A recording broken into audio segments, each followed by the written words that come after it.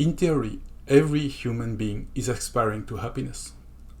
But I don't know for you, but the harder you try to get happy, the more distant you are from happiness. How do we explain that paradox? Karma Yoga, which is the spiritual path of action, teaches that we all have inside our soul a program.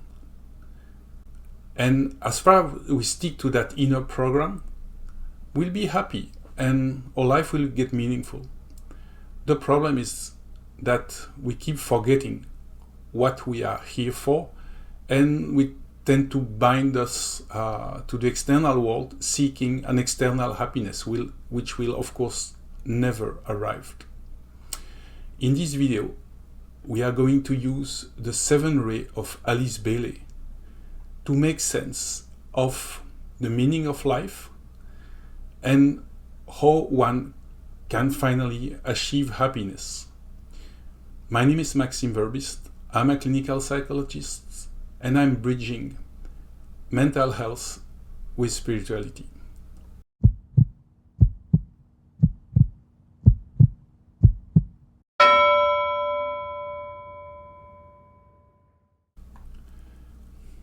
Modern psychology is based on the idea that your consciousness is localized into your brain. So you may exchange some thoughts with your neighbors and alter what they think, but basically your consciousness is the product of your brain.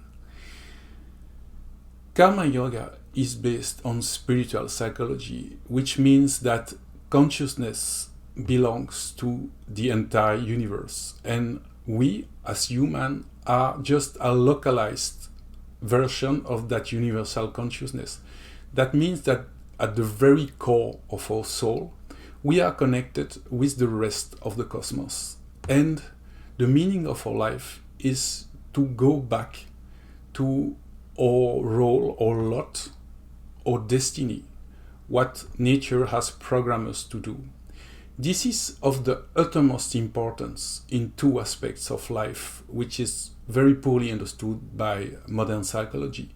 The first is spirituality, and spirituality is nothing more than the efforts you need to do to reconnect to that universal consciousness and to be fully an individual integrated with the rest of the cosmos. There is also a very important consequence in terms of ethics, because what makes an action a right action is not prescribed from the outside, but is prescribed from within your soul.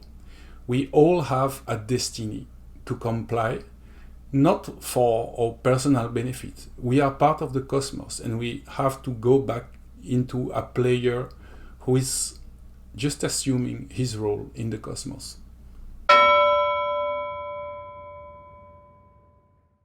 What we now call Karma Yoga is a teaching that has been transmitted through the Bhagavad Gita, which is a part of the Indian law. And basically, it describes the situation of Prince Arjuna. Prince Arjuna is about to start one of the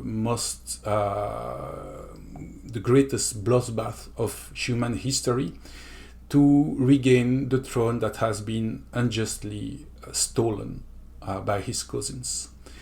But instead of getting ready to fight, he just lost his spirits, and he asked his charioteer to leave into the forest because he's fed up of that nonsense. But the charioteer was no other person than Krishna, and who was expecting that very moment to transmit him the path of Karma Yoga. Krishna reminds Arjuna that he's a Kshatriya, he's a warrior, and his duty is to fight.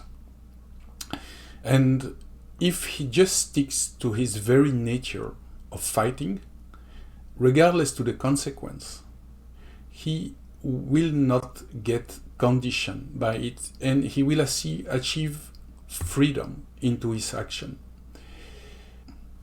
The Western tradition also describes this path under different names: the path of destiny, eudaimonia, or even just the word ethics. But it's all have to do with assuming our role in the world.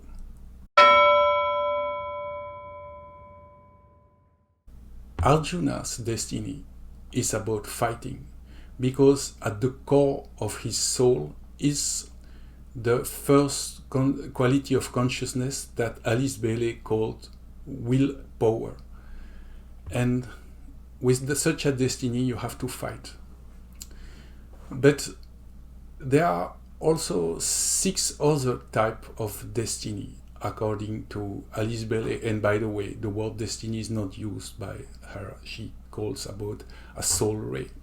The second soul ray, which is love, wisdom, has to do with a destiny of caring.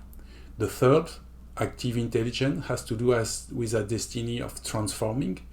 The fourth, harmony through conflicts, it's a destiny to reconcile things. The fifth, science, concrete, mental, is a destiny to resolve problems. The sixth, devotional idealism, is a destiny of committing emotionally. And the fifth, magic orders, ceremonial order, is a destiny to ordinate. So every time this word I'm using is the logos, which is the Western, Greek by the way, term to describe what in the West they call Dharma. So logos means words, discourse, but it also means an action which is in tune with the cosmic order. And whenever one can act upon his logos, no matter the consequences he will face, his life will get meaningful.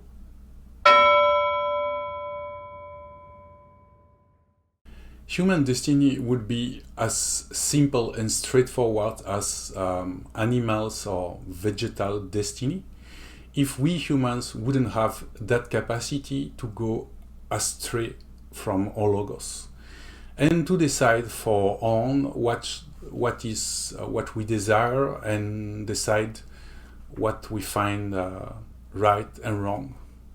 And we have free will somehow, so we can choose to obey the logos or to do otherwise. But from the moment we disobey to our logos, we tend to get caught in consequences, and this process called karma in the East is called in the West fate or conditioning. And the best example would be drug addiction. So usually people start to take drugs just for fun, and bit by bit they get more and more dependent, and they end up being delinquent and transgressing all their moral code just in order to get the stuff they need to keep using drug. So these interactions with the environment, which are not in line with our Dharma, tends to condition us into an endless cycle. And that, to this point, modern psychology has many explanations to explain how we fall into fate. So you may call developmental complexes, cognitive schema, transactional games, self-fulfilling prophecy. There are plenty of theories that explain how we get somehow trapped in mental states that keeps us more and more glued to a chain of consequences and more unhappy, because this is what's happened. But in the West, we also have an arch explanation that explains all of this. But it is so simple that in many cases it has been overlooked or completely forgotten. This is called duality.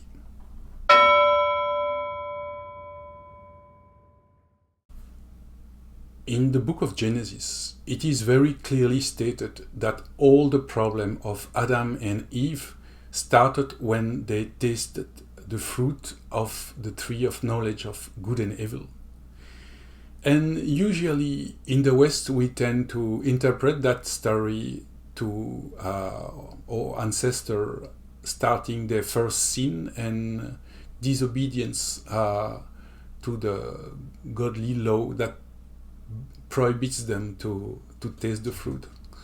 But if we read it through a non-dualist reading, we can see that Adam and Eve get doomed into duality from the moment they taste the fruit of the tree, and somehow their soul split into two parts, two charts, one being the positive and good motivation to become a good person, a constructive person, and the other is evil, is just to follow your instincts blindly, trying to get happy that way.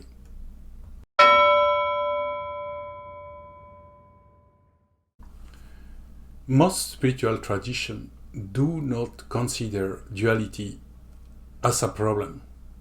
So they state that the only thing you have to do is to stick to the good and reject the evil, or some very minority spirituality would advocate just the contrary.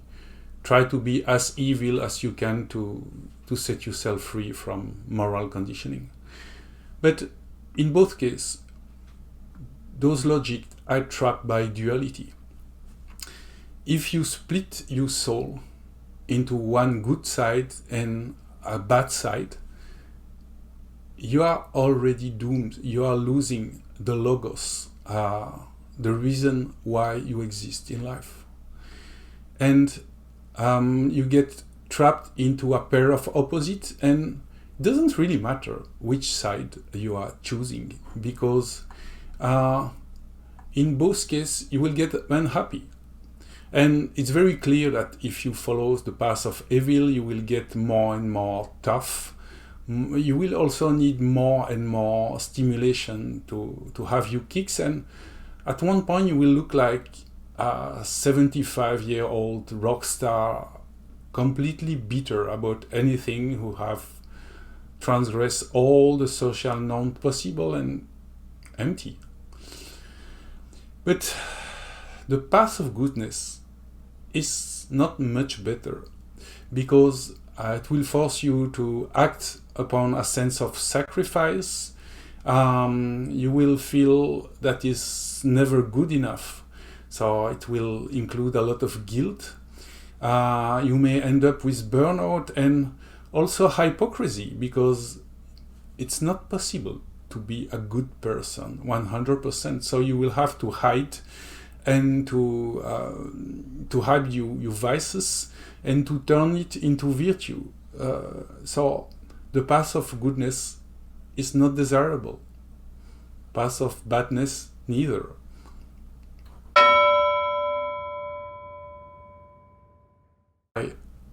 If we apply the principle of duality to the 7 rays, we obtain the 7 core virtues and the 7 deadly sins that are taught in the West.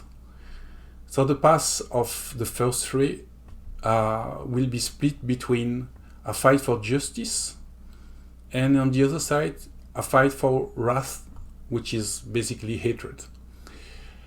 The second ray path will be split into caring for others, which is charity, or caring for oneself, which is greed.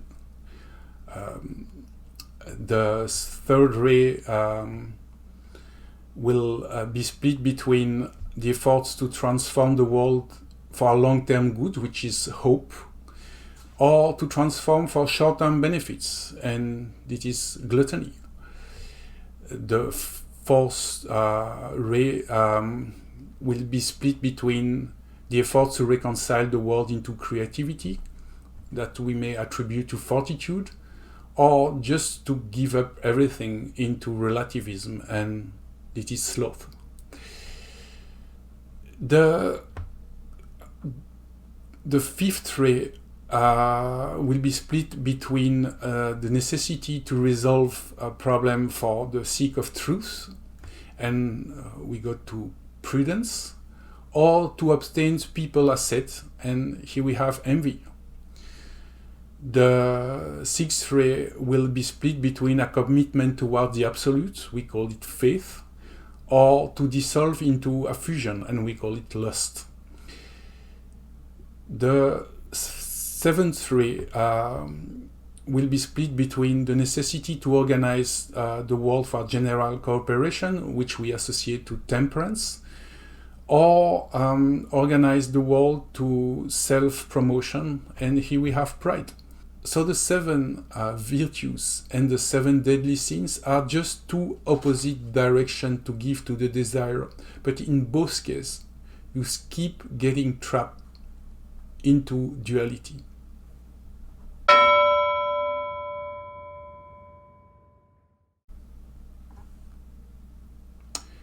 The core of Karma Yoga is about finding a way to act upon your logos.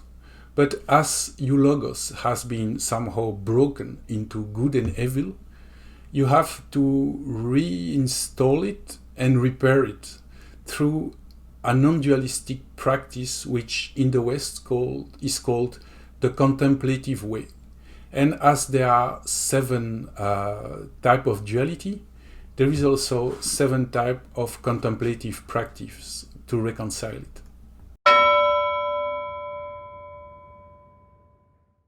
First-rate people could decide to give up fighting through the practice of pardon.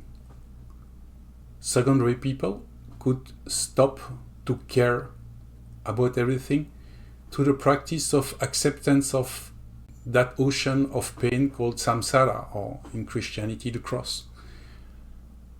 Third-rate person could stop transforming the world through the practice of eternity, which is the absolute presence. Fourth-rate people could stop trying to reconcile contradiction through the practice of complete acceptance of the contradiction called amor fati, which is love you destiny. Fifth-rate people can stop trying to solve everything through the practice of epoche, which is the suspension of mental judgment. Sixth-rate people could stop feeling their emotional needs through the emptying of oneself called kenosis. Seven-rate people could stop dealing to order the world through the practice of civic disobedience and self-humiliation. And all those activity will seem extremely awkward and ununderstandable from a dualistic point of view. That doesn't make sense. But if you decide that the problem is duality, you have to tackle with the proper contemplative techniques. And all those techniques are good for everyone. But if you have one specific ray, you have usually one specific type of problem that requires one specific remedy. That's why you need that techniques. And it's very important to realize that the practice of contemplation, it is not about running away from the world and become a kind of hermit in the woods, disconnected with anything. Is to set up your mind right, to go back to logos and to be able to do what you have to do, and to put into action the quality of your ray, which is your destiny and which is the very center of your happiness. If you try to run away from your destiny, you'll have to face the consequence, and you will never get happy. So that's pretty much it.